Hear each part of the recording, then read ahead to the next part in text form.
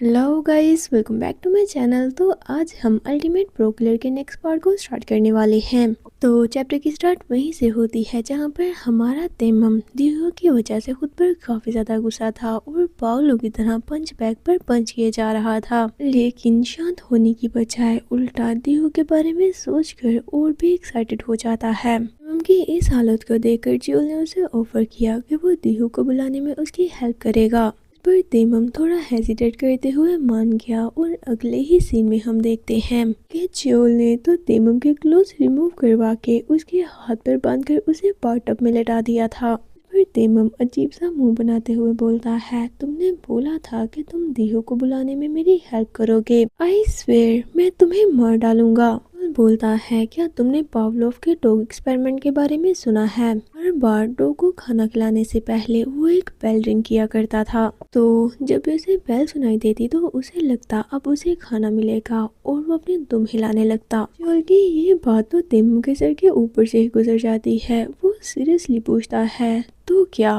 और साथ ही फोर्सफुली अपने हाथों को मूव करते हुए रस्सी तोड़कर खुद को छुड़ा लेता है। इस पर जोल तो उस पर भड़क ही गया कि हे डैम इट, हर बार रस्सियां तोड़ना बंद करो, कहीं तुम कोई गोरेला तो नहीं। फिर रस्सी की बजाय लोहे की चेन से उसे बांध दिया कि इस बार वो खुद को छुड़ा ना पाए। मम सीरियसली बोलता है, मैंने तुमसे उसे बुलाने में मदद मांगी थी, ना कि ये बोला था कि तुम मेरे साथ अपने ये अजीबोगरीब शौक पूरे करने लग जाओ। इस बात पर जियोल भी बिल्कुल सीरियस हो गया कि तुम साइको कहेंगे, आखिर ये क्या बकवास कर रहे हो? तुम्हें क्या लगता है कि तुम्हारी बॉडी को इस तरह से देखकर मुझे मजा आ रहा होगा? इस पर तेमम बोलता है, तो फिर जल्दी से एक्सप्लेन करो कि तुमने मुझे इस तरह से क्यों बांध रखा है, वरना मैं दोबारा से ये चेन तोड़कर खुद को छुड़ा लूंगा और फिर तुम्हारी खैर नहीं। इस पर जोल भी इस बार समझ गया कि उसे तेमम को एक्सप्लेन करना ही होगा। वो उसके पास चेयर पर बैठते हुए बोलता है, मैंने तुम्हें पावलोव के डॉग एक्सपेरिमेंट के बारे में बताया था ना? बिल्कुल वैसे ही जब तुम टीवी पर उस प्रीटी एक्टर को देखकर अजीबोगरीब मुंह बनाओगे तब मैं तुम्हें बहुत ज्यादा पेन दूंगा और साथ ही ये इंजेक्शन भी इंजेक्ट करूंगा। इससे तुम्हें फील होने लगेगा कि तुम अभी वॉमिट कर दोगे। इससे ये होगा कि दियो को देखकर तुम्हें लगेगा तुम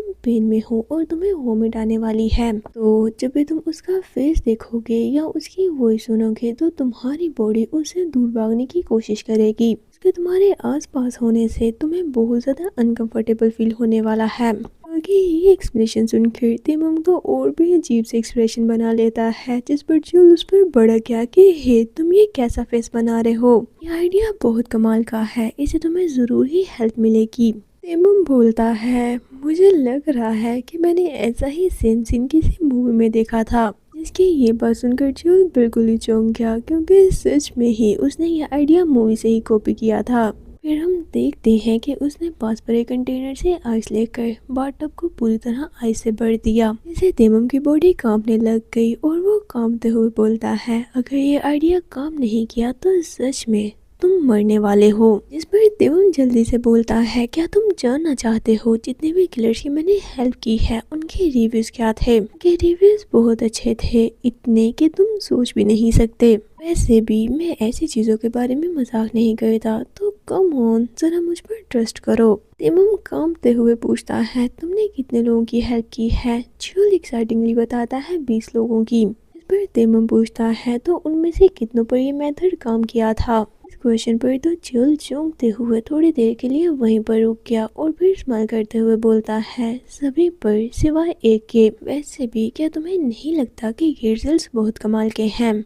फिर उसने टीवी ऑन किया, ये बताते हुए कि यूजली फोटो, वीडियोस और ऑडियो फाइल ढूंढने के लिए हमें बहुत ज़्यादा टाइम लग जाता है, लेकिन क्योंकि वो एक एक्टर है तो हमारे पास इन चीज़ों के बहुत से ऑप्शंस हैं। ये बताते हुए उसने दियो की एक वीडियो लगा दी जहाँ पर दियो बड़ी सी स्माइल करते हुए एक्टिंग कर रहा था। दियो का फेस देखना ही था कि तेमम के फेस एक्सप्रेशन पूरी तरह से चेंज हो जाते हैं। हाँ, वो थोड़ी देर पहले जियोल पर गुस्सा कर रहा था, दियो को देखते ही काफी क्यूटली ब्लश करने लग जाता है।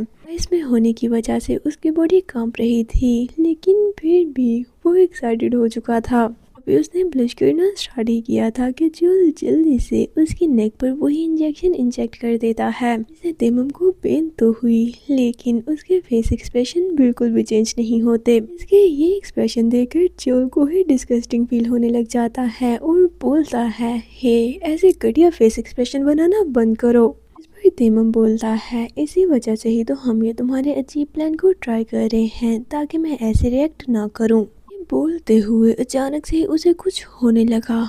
ये उसी इंजेक्शन का असर था जो कि थोड़ी देर पहले जोल ने उसे लगाया है। उसे ब्लर फील होने लगा और साथ ही वो सिक भी फील करने लगा था, लेकिन अभी भी वो अपनी नजरें दिहोक से नहीं हटाता। किसी तरह फोर्सफुली वो अपने आईज ओपन रखते हुए दिहोक को देखने की कोशिश कर रहा था कि इतने में अचानक से जोल उसके फेस पर एक जोरदार अटैक कर देता है। इसे तेमन के फेस से ब्लीडिंग होने लगी। इस अटैक से उसका फेस ब्लड से भर गया, लेकिन साथ ही उसकी आईज पूरी तरह से ओपन हो जाती हैं। उसे मारने के बाद जोल पूछता है, तो क्या तुम्हें पेन हो रही है? अगर तुम रुकना चाहते हो तो बता सकते हो। लेकिन तेमम को अपने सामने ये क्रीपी सा जोल नहीं, बल्कि उसके पीछे हमारा क्यूट सा दिहू की नजर आ रहा था। सोचता है दूसरों के प्रेजेंस को पूरी तरह से मिटा देना, एक किलर यही तो काम करता है। अब मैं और ज्यादा अपने फीलिंग्स को काम के बीच नहीं आने दूंगा, मुझे ये करना ही होगा। लेकिन इतना मोटिवेट होने के बाद अगले ही पल वो जोल से बोलता है, सामने से हटो, मुझे ठीक से नजर नहीं आ रहा। लेकिन जोल तो सामने से हटने की बजाय काफी क्रीपी वे में हंसते हुए दोबारा से उस पर अटैक करने लगा। ये बोल करके, डैम इट बच्चे, तुम तो बहुत बहादुर निकले। उसी तरफ तेमम, जैसे कि उसकी मार से बिल्कुल भी फर्क नहीं पड़ रहा था, वो दिहू के क्यूट फेस को देखते हुए सोचता है, इस फेस को देखकर मैं और ज्यादा एक्साइटिंग नहीं होना चाहता और ना ही चाहता हूँ कि मेरी हार्ट बीट रुक जाए। मुझे अपने रूटीन को और डिस्टर्ब नहीं करना। ऐसे ही वो कंटिन्यूसली मार खाता रहा कि क्या पता ये मेथड काम ही कर जाए। इसके बाद हम एक हॉस्पिटल का सीन देखते हैं जहाँ उन्हीं तीनों गैंगस्टर्स का फ्यूनरल चल रहा था, जिसे फर्स्ट एपिसोड में हमारे तेमम ने ब्रूटली मारा था। फ्यूनरल पर सभी लोग घबराए हुए बैठे थे क्योंकि वहाँ पर उनका बॉस भी था। वो सूप पीते हुए बोलता है, ओह हाँ, मजा ही आ गया। फ्यूनरल पर सूप पीने से अच्छी कोई चीज नहीं। पर उसके सब ऑर्डिनेट्स जल्दी से बोलते हैं, यस बॉस, आपने बिल्कुल ठीक कहा। पर बॉस पूछता है, तो क्या तुम लोगों ने पता किया ये किस घटिया बंदे का काम है? उस घटिया बास्टर्ड को तो कोई मैनर नहीं, वो मेरे बिजनेस में ऐसे ही टांग कैसे अड़ा सकता है? अगर मैंने उसे पकड़ लिया तो मैं उसे बिल्कुल भी नहीं छोड़ूंगा। इस पर सब ऑर्डिनेट्स घबराते हुए जल्दी से उसके सामने झुक गए और बोलते हैं, वो बॉस, असल में हमें अभी तक नहीं पता चला कि इस सब के पीछे कौन है। ये सुनकर बॉस गुस्से से उन्हें घूरने लग गया। इस पर दूसरा सब ऑर्डिनेट जल्दी से बोलता है, वो बस हमें वहाँ कोई ट्रेस नहीं मिला, यहाँ तक कि पुलिस भी कुछ नहीं ढूंढ पाई। वो बोल रहे थे कि मर्डर सीन कुछ ज्यादा ही क्लीन है, यहाँ तक कि फोरेंसिक टीम की भी हालत खराब हो गई थी और उन्हें भी कुछ नहीं मिला। जिसे सुनकर बॉस भी कुछ सोचते हुए अपने सर को खुजाने लग गया और फिर उसे सीक्रेट मांगता है। पर वो यस बॉस बोलकर जल्दी से आगे बढ़ते हुए उन्हें सीक्रेट निकाल कर देने लगा। लेकिन जैसे ही वो बॉस के पास पहुंचा तो बॉस उसे जोर से किक मारकर वहां से दूर फेंक देता है, ये चिल्लाते हुए कि तुम बेवकूफ कहेंगे, आखिर किस तरह की यूजलेस रिपोर्ट दे रहे हो, मैं इसका क्या करूँगा, मुझे ठीक आंसर चाहिए। लगता है मैं तुम लोगों के साथ ज्यादा ही अच्छे से पेश आ रहा था और अब तुम लोग भी चाहते हो मैं तुम्हें सबक सिखाऊं, है ना? ऐसी ही बात है।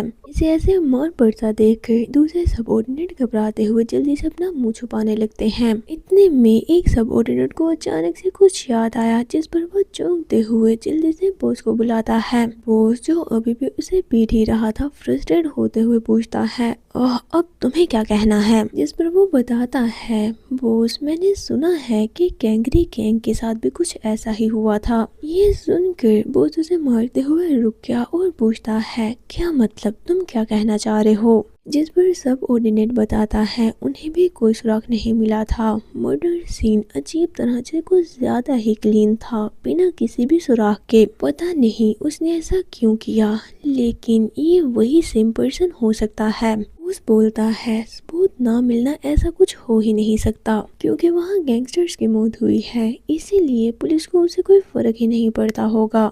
चलो सबसे पहले चलकर पता करते हैं कि मरने से पहले वो किस किस से मिले और क्या कर रहे थे। और आसपास जितने भी स्टोर हैं सभी के सीसीटीवी कैमरास चेक करो। कुछ ज्यादा ही साफ सुथरे उस घटिया इंसान ने कोई सबूत तो छोड़ा ही होगा। फिर सीन शिफ्ट होता है और हम दोबारा से तेमम को देखते हैं। बल्कि पूरी बॉडी ब्लड से भरी हुई थी और वो बाथटब के साथ बैठकर गहरी सांस ले रहा था। उसके सामने टीवी पर देहू की एक रोमांटिक मूवी चल रही थी जहां वो बोल रहा था तुम मुझसे प्यार क्यों नहीं कर सकते, चाहे जो भी हो जाए मैं इस बारे में पता करके ही रहूंगा। जैसे कि वो डायरेक्टली तेमम से ही बात कर रहा हो और तेमम भी पूरा फोकस्ड होकर उसे देख रहा था। उसका फेस और पूरी बॉडी बुरी तरह से इंजर्ड थी और आईज पूरी तरह से पिघलकर पानी बन चुकी थी। इतना सब कुछ करने के बावजूद भी उसके फेस एक्सप्रेशन बिल्कुल भी चेंज नहीं हुए थे। उसकी हार्ट बीट अभी भी पहले की तरह फास्ट थी और पूरी बॉडी एक्साइटिंग। लेकिन बस थोड़ा सा ही चेंज था कि इस बार देहू को देखकर उसके मुंह से लाल नहीं टपक रही थी। तो क्या लगता है गाइस, हमारे इस पूरी तरह प्यार में डूबे किलर के साथ आगे क्या होने वाला है? जल्दी से कमेंट करके मुझे जरूर बताएं। और अगर आप चाहते हैं कि इस मांगा को मैं कंटिन्यू रखूं तो आपको इसे ज्यादा से ज्यादा सपोर्ट करना होगा। इस वीडियो पर 300 लाइक्स कंप्लीट होने के बाद ही नेक्स्ट पार्ट अपलोड किया जाएगा। तो तब तक के लिए stay with me and bye bye.